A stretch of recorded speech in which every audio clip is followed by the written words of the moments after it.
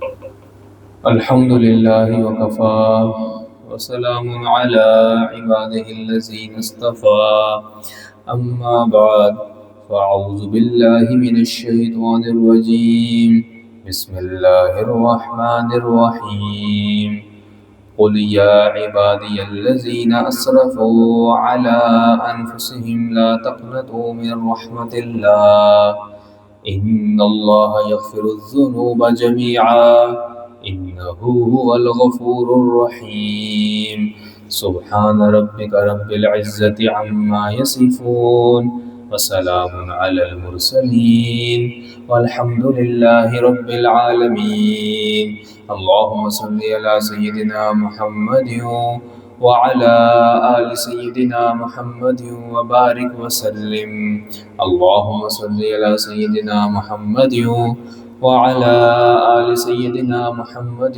وبارك وسلم اللهم صل على سيدنا محمد وعلى آل سيدنا محمد وبارك وسلم۔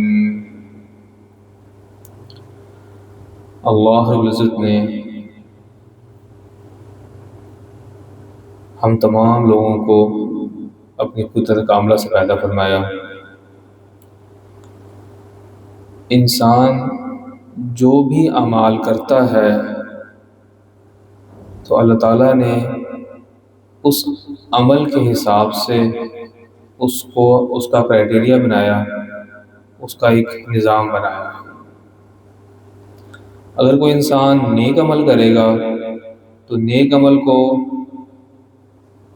پرکھنے کا، نیک عمل کے معیار کا، نیک عمل کے بدلے جو ثواب ملتا ہے اس کا نظام بالکل علیحدہ ہے۔ اس طریقے سے اگر انسان برے عمل کرے گا تو اس برے عمل کا حساب کتاب، اس کی جزا وہ علیحدہ ہے۔ یہ بالکل مختلف ہے دونوں چیزیں۔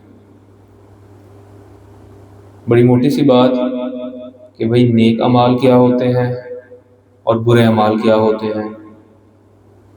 تو سادہ سی بات، جو عمل اللہ رب العزت کے حکم کے مطابق ہوگا اور آپ صلی اللہ علیہ وسلم کے طریقے کے مطابق ہوگا تو وہ نیک عمل ہے، اور ایسا عمل جو شریعت کے خلاف ہے، سنت کے خلاف ہے، وہ برا عمل ہے۔ تو یہ بڑی موٹی سی بات ہے۔ اللہ تعالیٰ کے جتنے بھی حکم ہیں وہ دو طرح کے ہیں۔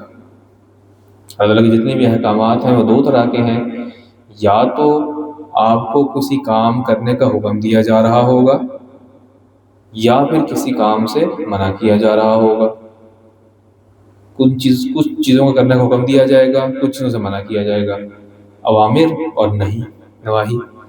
تو بس یہ دو احکامات ہی ہیں ٹوٹل۔ اگر آپ تمام احکامات کو کیٹیگرائز کریں، جنرلائز کریں تو دو کیٹیگریز بنتی ہیں، کچھ کرنے کا حکم ہے، کچھ نہ کرنے کا حکم ہے۔ تو یہ بات بڑی سادہ سی ہے کہ انسان نیک عمل کرے گا تو اس کا معیار اللہ تعالیٰ نے جو اس کو پرکھنا ہے، اللہ تعالیٰ نے جو اس کا بدلہ آپ کو دینا ہے، اس کا معیار، اس کا نظام علیحدہ ہے اور برے کام کا علیحدہ ہے۔ اب تھوڑا سا اس کو سمجھ لیجئے کیا مطلب۔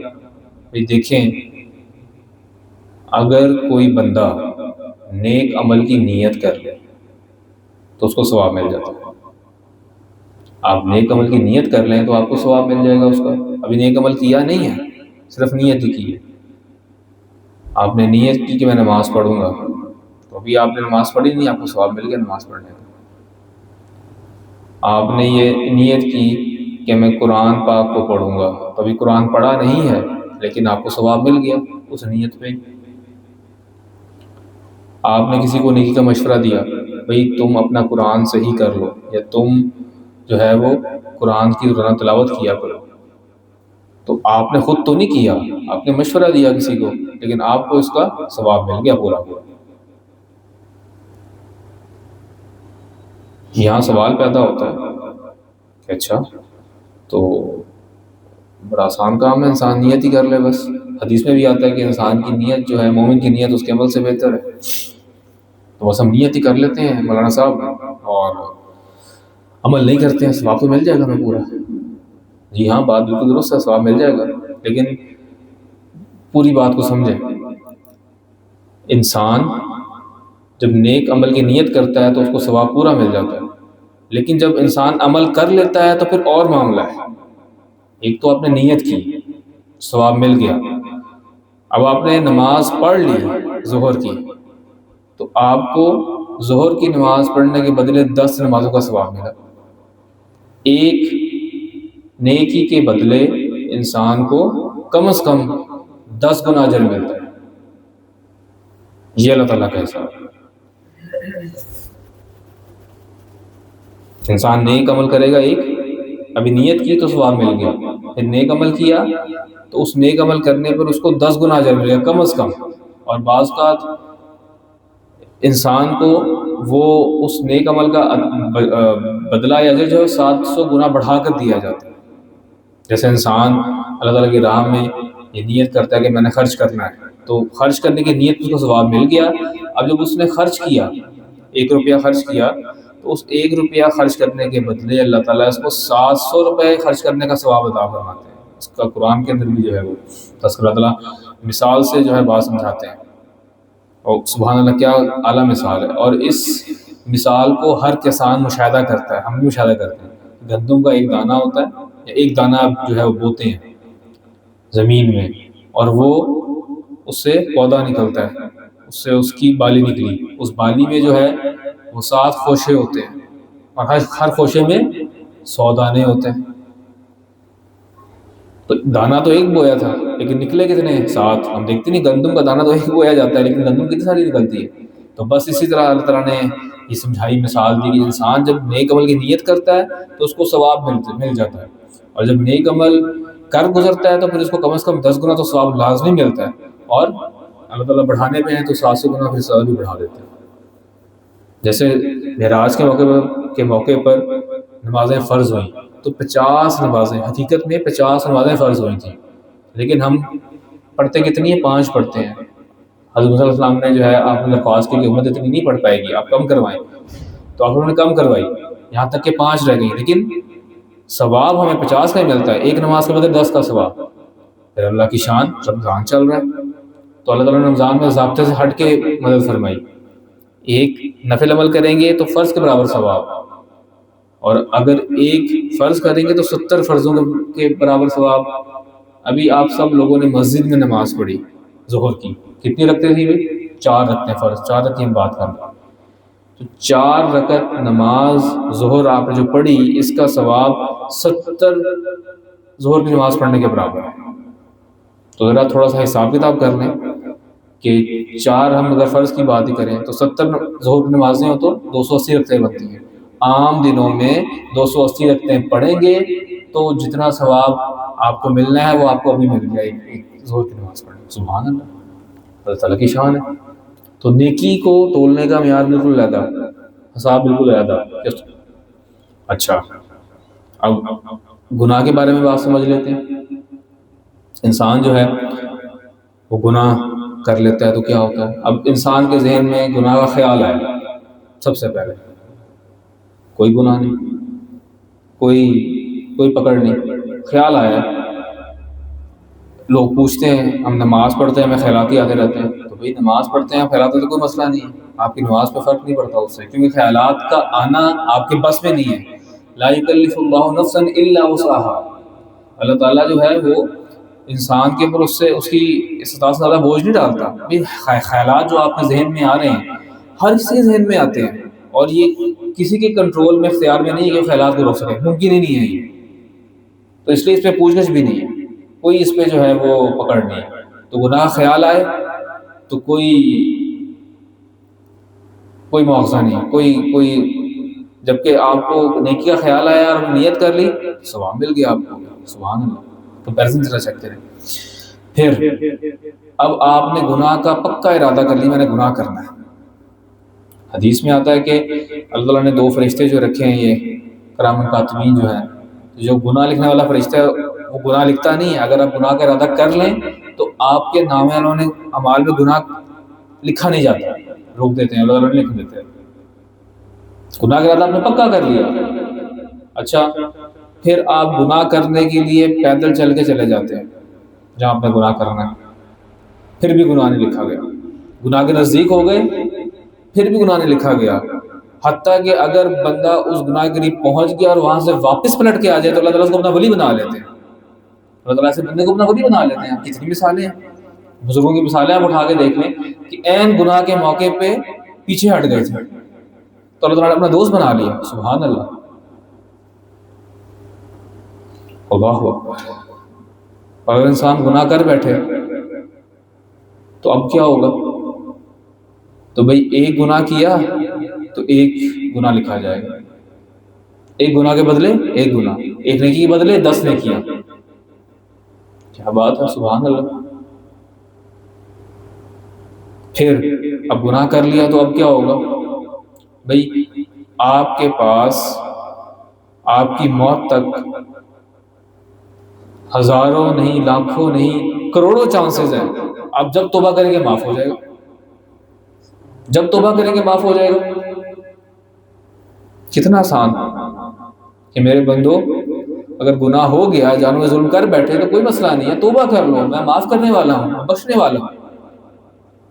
اور یہ مغفرت کا مہینہ مغفرت کا عشرہ چل رہا ہے، اللہ اکبر کبیر، کوئی بات نہیں، انسان توبہ کی طرف آ جائے۔ تو اللہ تعالیٰ اتنے پیارے ہیں، اتنے کریم ہیں، اتنے مہربان ہیں۔ کوئی مالک ایسا دیکھا ہے اپنی زندگی میں کبھی جو اتنی محبت کرتا ہو؟ آپ وہاں کام کریں، آپ کو کام کے بدلے 10 گنا زیادہ تنخواہ دیتا ہو، آپ غلطی کریں تو آپ کی غلطی پہ ایک غلطی لکھے، یا آپ غلطی پہ معافی مانگ لیں تو آپ کو معاف کر دے۔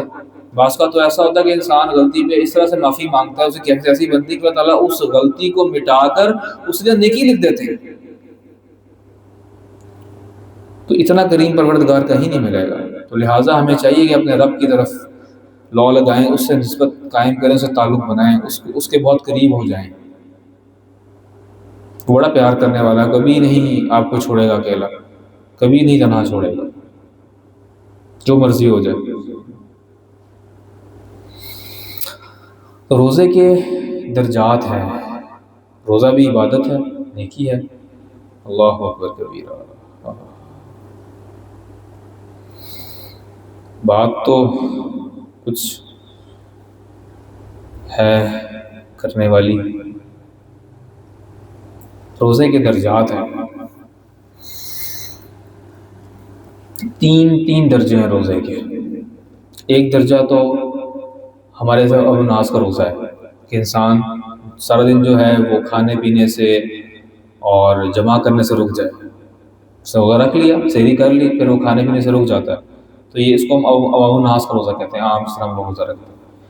کچھ پھر ایک درجہ اس سے بلند ہے، یہ پہلا درجہ ہے جو ہم رکھتے ہیں، اس سے ایک درجہ اوپر ہے جو کہ خاص لوگ رکھتے ہیں۔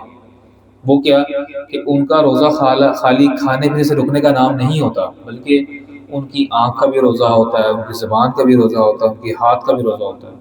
وہ سر کے بالوں سے لے کے پاؤں کے ناخن تک جو ہیں پورے روزے سے ہوتے ہیں، یعنی کہ وہ اپنے اعضاء سے اور جوار سے گناہ نہیں کرتے، اللہ تعالیٰ کی نافرمانی نہیں کرتے۔ تو یہ اس سے اگلا درجہ ہے روزے کا۔ اور پھر ایک اس سے بھی اگلا درجہ ہے جو خاص لوگوں کا ہوتا ہے، یعنی کہ خاص لوگ، بہت ہی خاص لوگ جو ہوتے ہیں، اللہ والے جو ہوتے ہیں، وہ کیا کہ وہ تو کھانے پینے سے رکتے ہیں اور ان کا جسم بھی اللہ تعالیٰ نافرمانی نہیں کرتا، یعنی کہ سر کے بالوں سے لے کے پاؤں کے ناخن تک بالکل اللہ کی جو ہے فرمانبرداری کرتے ہیں، اور ساتھ اگلا کام یہ کرتے ہیں کہ ہر وقت اللہ تعالیٰ کی یاد میں بھی رہتے ہیں، اللہ تعالیٰ سے غافل بھی نہیں ہوتے، ہر وقت کنیکشن میں رہتے ہیں۔ تو یہ جو ہے خواص کا روزہ ہوتا ہے۔ دیکھیں اس کو مثال سمجھیں، اب تینوں روزے برابر نہیں ہو سکتے ہیں، تو ظاہر میں روزہ ہی، مثال سے سمجھیں، 1 کلو لوہا وزن میں، 1 کلو لوہا، 1 کلو چاندی اور 1 کلو سونا وزن میں برابر ہے نا کہ نہیں ہے برابر؟ تینوں کو پلڑے میں ڈال دیں آپ تو بھئی 1 کلو سونا ہے، 1 کلو لوہا ہے، 1 کلو چاندی ہے، 1 کلو سونا ہے، تینوں وزن میں برابر ہیں، لیکن تینوں کا ریٹ مختلف ہے۔ جو 1 کلو لوہے کی قیمت ہے وہ 1 کلو سونے کی قیمت نہیں ہے، وہ نہیں ہے۔ تو ہمیں بھی چاہیے ہم نیکی پھر ایسی کریں، آگے بڑھیں، تو اللہ تعالیٰ پھر وہ ریٹ لگائیں گے، آپ کی سوچ ہے، اللہ تعالیٰ وہ انعامات فرمائیں گے کہ آپ کی سوچ ہے۔ اللہ اکبر کبیرہ۔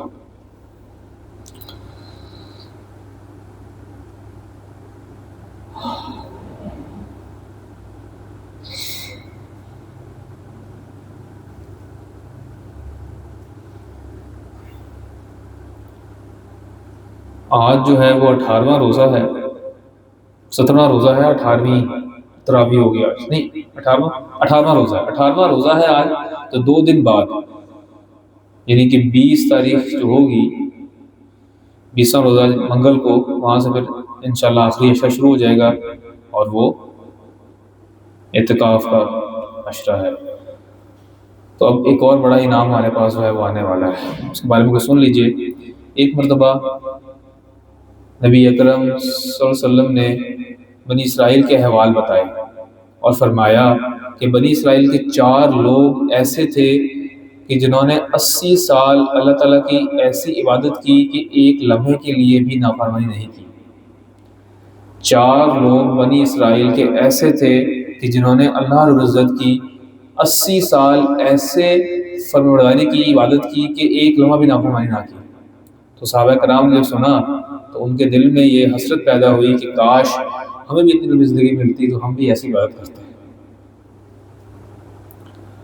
تو ان کی کیفیت کو دیکھ کے اللہ رب العزت نے جو ہے وہ سورہ قدر نازل فرما دی، اور اس میں فرمایا کہ جیسی رات ہے لیلۃ القدر خیر من الف شہر، کہ جو 1000 مہینوں سے زیادہ بہتر رات ہے۔ اللہ اکبر! کیا مطلب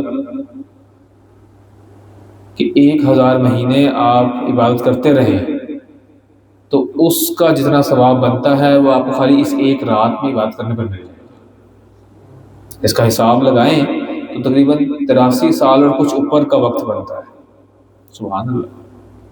تو 83 سال تو ہماری عمر ہی نہیں ہوتی ہے، 60 سال 70 سال اتنی عمر ہوتی ہے بس۔ کوئی 80 سے اوپر چلا جائے تو انسان بڑا حیران ہوتا ہے۔ میرے ساتھ ایک بزرگ کھڑے ہوتے ہیں، اکثر نماز پڑھتے ہیں، اور وہ کھڑے ہو کے تراویح پوری 20 رکعتیں کھڑے ہو کے پڑھتے ہیں۔ میں ان کو جانتا ہوں، ان کا نام سے تو میں واقف نہیں، لیکن میری ان سے الیکس لگا جاننا ہے، جانتے ہیں پہچانتے ہیں۔ مسجد ابراہیم میں بھی آتے ہیں، مسجد قباء میں آ کے نماز پڑھتے ہیں۔ تو بیٹھے ہوئے تھے، میں نے ان سے سلام دعا کی، تو میں نے ایسے میرے دل میں آیا، میں نے پوچھا، میں نے کہا آپ کی عمر کتنی ہے؟ کہتے 84۔ تو میں بڑا حیران ہوں، میں نے کہا آپ میرے لیے دعا کیجیے۔ اللہ اکبر! 84 ایئر کی عمر ہے اور پوری تراویحیں جو ہیں کھڑے ہو کے پڑھتے ہیں۔ 17 سال 17 سال اللہ اکبر! پوری نماز جو ہے، اور حدیث میں آتا ہے کہ 3 بندوں کا احترام کرنا ایسا ہی ہے جیسے تم نے اللہ رب العزت کا احترام کیا ہو۔ 3 بندوں کا احترام کرنا ایسا ہی ہے جیسے تم اللہ تعالیٰ کی کا احترام کرو، عزت کرو۔ ایک وہ بندہ کہ جس نے قرآن کو حفظ کیا اور پھر قرآن کے جو ہے وہ اس کے حقوق ادا کرتا ہے، قرآن کو اس نے حفظ کیا اور قرآن کے حقوق ادا کرتا ہے، اس کی عزت کرنا ایسے ہی صلی اللہ تعالیٰ کی عزت کرنا ہے۔ اللہ اکبر! اور پھر ایک ایسا بادشاہ جس نے جو انصاف کرنے والا بادشاہ ہے، منصف بادشاہ ہے، عادل بادشاہ ہے، اس کی عزت کرنا بھی ایسے ہی جیسے اللہ رب العزت عزت کرنا ہے۔ اگلی بات جو ہے نا وہ کمال کی تھی۔ ایک وہ بندہ کہ جو بوڑھا ہو گیا ہے، جس کے بال سفید ہو گئے ہیں، اس کی عزت کرنا بھی ایسے ہی ہے جیسے اللہ رب العزت کی عزت کرنا ہے۔ اللہ اکبر!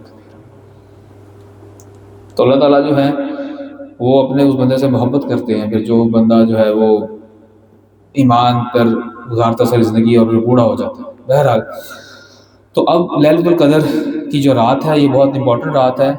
حدیث میں آتا ہے، اب سوال یہ پیدا ہے کون سی رات ہے؟ تو حدیث میں یہ بھی آیا کہ پورے سال میں سے کوئی بھی رات ہو سکتی ہے۔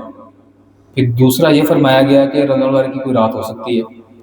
تیسرا یہ فرمایا گیا کہ رمضان والے کی آخری 10 راتوں میں اس کو تلاش کرو، اور زیادہ قول یہ ہے کہ آخری 10 دنوں میں جو طاق راتیں ہوتی ہیں اس میں جو ہے اس کو تلاش کیا جائے۔ طاق بولتے ہیں بیٹا یعنی کہ 21 23 25 27 29، یعنی کہ وہ آڈ نمبر جس کو ہم انگلش میں آڈ بولتے ہیں نا، اردو میں طاق بولتے ہیں۔ آڈ نمبرز ہوتے ہیں، ایون نمبرز ہوتے ہیں۔ تو رمضان کی جو آخری 10 راتیں ہیں اس میں جو طاق راتیں ہیں، 21 کی رات، 23 کی رات، 25 کی رات، 27 29، یہ طاق راتیں ان میں جو ہے اللہ کو تلاش کرنے کا حکم دیا گیا۔ اب سوال یہ پیدا ہوتا ہے، اس کی بہت ساری فضیلتیں ہیں، میں اگر فضیلتوں میں جاؤں گا نا تو ٹائم بھی ہمارا لمبا ہو رہا ہے، بس بات کو میں نے سمیٹنا ہے۔ جو اصل نقطے کی بات ہے، کیونکہ اگلا بدھ سے منگل کی رات سے یہ چیز شروع ہو جائے گی۔ منگل کی رات تاک رات ہے، پھر جمعرات کی رات، اللہ اکبر، شب جمعہ بھی ہے، جمعرات کی رات بھی ہے، وہ تاک رات ہے۔ اکثر جو ہے وہ اس بارے میں بزرگ فرماتے ہیں، سب سالم فرماتے ہیں کہ جب جمعے کی رات اور تاک رات اکٹھی ہو جائے تو بہت غالب گمان ہے کہ وہی جو ہے وہ لیلۃ القدر کی رات ہو، لیکن اللہ تعالیٰ جانتے ہیں بہرحال۔ تو اس طریقے سے آگے آتے ہیں۔ تو اب دل چاہتا ہے کہ ہر بندہ لیلۃ القدر میں جو ہے عبادت کرے، لیکن ہر ایک کے لیے ممکن نہیں ہوتا۔ سب سے آسان کام تو یہ ہے کہ بندے نے یہ رات پانی ہے، پورے سال میں 10 دن آتے ہیں، تو آپ اس 10 دن کے لیے جو ہے اعتکاف کر لیں۔ اب جو بندہ متقف ہوتا ہے اس کا ایک ایک لمحہ عبادت میں گزرتا ہے، چاہے وہ سو بھی رہا ہو، حدیث میں آتا ہے۔ تو جس نے اعتکاف کر لیا تو اس کو تو لیلۃ القدر لازمی مل گئی، ٹھیک ہے، پکی بات ہے۔ چلیں، اب بعض لوگوں کے لیے ممکن نہیں ہوتا، ہر کسی کے لیے ممکن نہیں ہوتا کوئی اعتکاف کرے، اعتکاف جو ہے وہ نہیں کر پاتے، کچھ مجبوری ہے۔ تو اب کیا کریں؟ آپ یہ کر لیں کہ جو 5 راتیں ہیں، تاک راتیں ہیں، وہ جاگ کر گزار لیں، اپنے اسکیجول کو ایسے ترتیب دے لیں کہ وہ رات جاگ کے گزار لیں آپ، تو آپ کو مل جائے گی 5 راتیں۔ اگر آپ جا کے گزار لیں تو ظاہر سی بات ہے ایک رات ہے آپ کو مل جائے گی۔ اب بندہ اگر کمزور ہے اس سے بھی کہ نہیں گزار سکتا اور مجبوری ہے، تو ایک اور جو ہے نا وہ طریقہ ہے اس کو پانے کا، اوپن سیکرٹ ہے، اس کو سنیے گا ذرا۔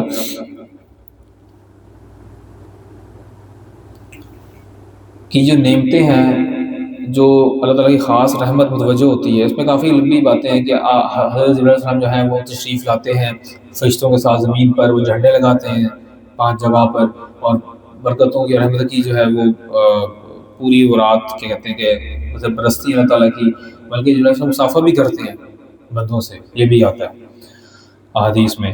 تو اب انسان کے دل میں آتا ہے کہ بھئی انسان کیا کرے؟ اب ہمیں تو پتہ نہیں ہے، ممکن ہے کہ 11 بجے کے بعد عبادت کریں تو وہ رحمت رسول کہ حضرت جبرائیل علیہ السلام کب تشریف لاتے ہیں زمین پر، ہمیں اس کے بارے میں نہیں پتہ، کس وقت رات کسی وقت بھی آ سکتے ہیں وہ۔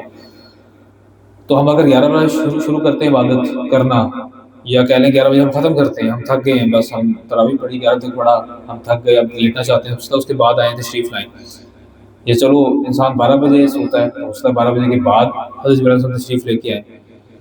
تو اب قرآن کی جو آیت ہے اس سے ہمارے بزرگوں نے نقطہ نکالا، وہ کیا کہ اللہ تعالیٰ نے فرما دیا کہ جب فرشتے نازل ہوتے ہیں تو کب تک یہ رحمتیں رہتی ہیں، ہیا حتی مطلع الفجر، کہ فجر کے طلوع ہونے تک یہ رحمتیں برکتیں باقی رہتی ہیں۔ تو کیا مطلب یہ کہ سحری میں اگر آپ اٹھتے ہیں 1 گھنٹہ پہلے اٹھ جائیں اور آدھے گھنٹے میں سحری کر لیں اور آدھے گھنٹے میں آپ دعائیں عبادت کر لیں، تو یہ عبادت کرنا آپ کو تاک رات دلا دے گی، رات کو دلا دے گی۔ تو یہ اس میں جو ہے وہ نقطہ ہے کہ جو رحمتیں برکتیں ہیں وہ کب شروع ہوتی ہیں تو نہیں پتہ، لیکن رہتی کب تک ہے یہ پتہ ہے ہمیں، فجر تک رہتی ہے۔ تو آپ کسی بھی پہر میں جو ہے وہ کر لیں، رات کو اٹھیں سحری سے پہلے، سحری سے پہلے آپ جو بھی وقت نکال لیں گے اور سحری فجر کی اذان تک آپ عبادت کرتے رہیں گے تو وہ آپ عبادت کرنا تاک رات میں عبادت کرنے کے مترادف ہوگا۔ آخری بات کرتے ہیں، بات ختم کرتے ہیں، تھوڑا سا بیان جو ہے وہ لمبا ہو گیا، اس کے لیے بس معذرت۔ دیکھیں، آپ کوئی مزدور لاتے ہیں گھر میں کام کے لیے، تو آپ اس سے ہم لوگ اسے طے کرتے ہیں بھئی تم نے الیکٹریشین کا کام کرنا ہے، یہ گھر میں ٹوٹی خراب ہے، یہ کام کرنا ہے، کتنے پیسے لوگے، بھاؤ تو طے کرتے ہیں، اس کو کام پہ لگاتے ہیں، وہ کام کرتا ہے تو اس کو 50-100 روپے 500 روپے دے کے، جو سے طے ہوا تھا اس کو دے کے واپس بھیج دیتے ہیں۔ لیکن جو بڑے لوگ ہوتے ہیں وہ کیا کرتے ہیں، وہ کہتے ہیں بھئی ہمارا یہ کام ہے، یہ کام کر دو، جتنے مانگو گے اتنے دے دیں گے تم۔ بڑے لوگوں میں یہ ہوتا ہے، بڑے لوگ ہوتے ہیں نا، وہ کہتے ہیں یار یہ کام ہمارا خراب ہو گیا، یہ نلکا صحیح کرنا ہے، یہ بجلی کا بلب صحیح کرنا ہے، یہ کام صحیح کرنا ہے، جتنے مانگو گے اتنے تم بھی دے دیں گے۔ بڑے ایسے کرتے ہیں۔ تو دیکھیں اللہ کبیرہ، ہم بھی تو اللہ تعالیٰ کی مزدوری کر رہے ہیں نا، صبح و شام ہم صبح سحری کرتے ہیں، اپنے گناہوں سے بچاتے ہیں، نمازیں پڑھتے ہیں، تراویحیں پڑھتے ہیں، پھر اس مزدوری اس محنت کا جو ہے وہ پھل لینے کا وقت آ جاتا ہے افطاری کے وقت میں مزدوری کا۔ تو کیا خیال ہے، اللہ تعالیٰ سب بڑوں سے بڑے ہیں، تو اللہ تعالیٰ اس ٹائم اگر آپ دعا مانگیں تو اللہ تعالیٰ آپ کی جو مانگیں وہ دعا قبول کریں گے۔ ایسا نہیں ہو سکتا کہ کوئی دعا رد کی جائے۔ جس طرح کہا گیا، ہمیں شریعت میں حکم دیا گیا کہ بھئی مزدور کی مزدوری کو اس کے پسینہ خشک ہونے سے پہلے ادا کر دیا جائے۔ تو اللہ تعالیٰ نے جب انسان کو ہمارے پر روزے فرض کیے اپنے بندوں کے اوپر، اور وہ اتنا محبت کرنے والا ہے کہ ایک عمل کے بدلے نیکی 10 گنا اجر دیتا ہے اور ایک گناہ کو معاف بھی کر دیتا ہے، تو وہ اللہ تعالیٰ جو ہے کتنا رحیم ہے کہ جب آپ نے سارا دن جو ہے وہ اللہ تعالیٰ کی حکم گزارا ہوگا، آپ بھوکے پیاسے رہے، آپ کو پیاس بھی لگی، بھوک بھی لگی، آپ نے اس کو برداشت کیا، آپ سے کسی نے بدتمیزی کر لی، آپ کو کسی نے جو ہے غصہ دلایا، آپ نے اس کو برداشت کیا، اس کے بعد افطاری میں آپ بیٹھے ہیں اور دعا کے لیے آپ نے ہاتھ اٹھایا ہے، تو اللہ رب العزت کیوں نہیں ہے تو آپ کو عطا فرمائیں گے۔ تو آپ اس ٹائم یہ دعا کر سکتے ہیں اللہ تعالیٰ کے البتہ ہم نے دنیا میں دیکھا ہے کہ بڑے لوگ جو ہیں وہ مزدور کو بلاتے ہیں گھر میں، اس سے کہتے ہیں کہ یہ کام کر دو، ہم تمہیں جو مانگو گے دیں گے، اور ہم نے بھی آپ کی توفیق سے مزدوری کی ہے، آپ بھی ہمیں عطا فرمائیں، آپ سب بڑوں سے بڑے ہیں تو اللہ تعالیٰ ضرور عطا فرمائیں گے۔ تو اللہ تعالیٰ ہماری بات کو قبول فرمائیں، اللہ تعالیٰ نے اپنے مقربین شامل فرمائیں۔ وآخر دعوانا ان الحمد للہ رب العالمین۔